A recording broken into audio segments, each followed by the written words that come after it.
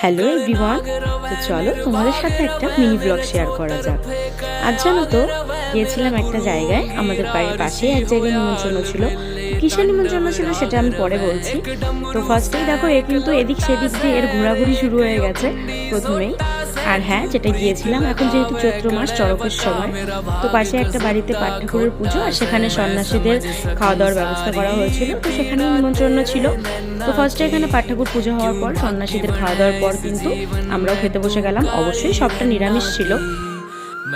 এখানে ছিল বেশ ডাল, লেবু, আলুর চিপস, আর এখানে ছিল পটল পোস্ত, দেন ছিল আলু পনিরের একটা তরকারি। তো এই সমস্ত বিষয়ে রান্নাবান্না নর্মালি খুবই টেস্টি হয়ে থাকে। আর এখানে ছিল চাটনি, পাঁপড়, পায়েস। তো সবটা মিলিয়ে খুবই সুন্দর ছিল। আজকের ভিডিওটা এইটুকুই। যদি ব্লগটা ভালো লেগে থাকে অবশ্যই লাইক কমেন্ট করে পাশে থেকো। চলো বাই।